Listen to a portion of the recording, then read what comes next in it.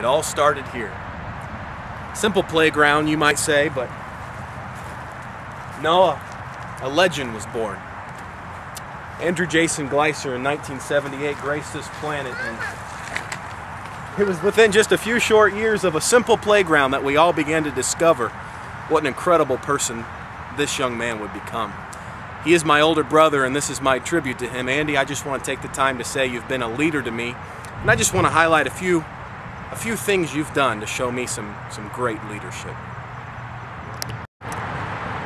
Andy, you've been a leader to me when it comes to the opportunities of speaking. You've always been a good speaker. People have always told you you seem to have a skill for just providing great speeches. I can remember the time that you preached down in Mexico City with an interpreter.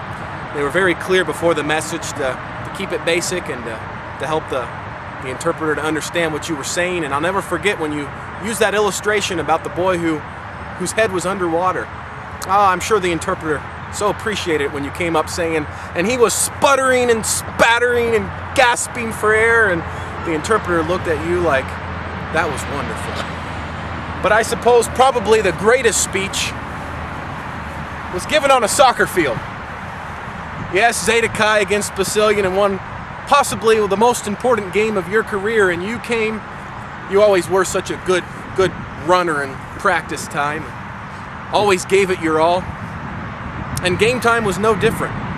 You stood in front of your team before game and said, guys, you just give me the ball tonight, I'll carry us to victory. You promised us, Andy. One of the worst losses of our career. Thank you. Ah, yes. Sports has always been a part of your leadership in my life.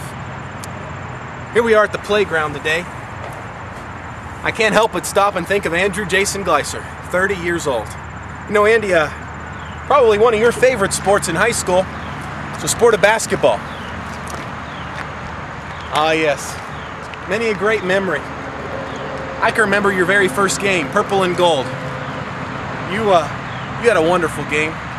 I'll never forget, probably the highlight of the game was when you actually stole the ball and were able to race to the other end of the court and kiss that basket off the backboard. Everyone just stood at the other end of the court in utter shock, in amazement at your ability. Actually, I think they were laughing since you did run the wrong direction. I feel sorry for the guy that said, "No, Andy, no," as you were smiling thinking, "Go, Andy, go." You always were a leader to me in basketball. I just want to thank you for that. Quite possibly the greatest skill you've acquired over the years is your musical ability. I always lived in the shadow of my older brother. He could sing better than I could. He was incredible on the trumpet.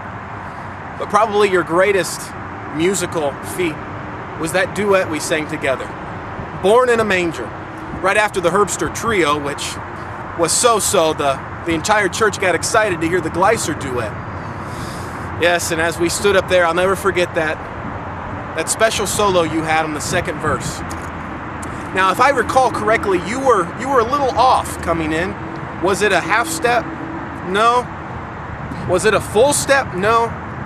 Andy, you were at least an entire octave off your right note. And I'll never forget the love I felt in my heart as I had to come in next and somehow recover what you had botched. So I want to say thank you, brother, for your leadership and your musical ability. Happy 30th birthday, Andy. We love you. I hope you had a good year, and keep on serving the Lord.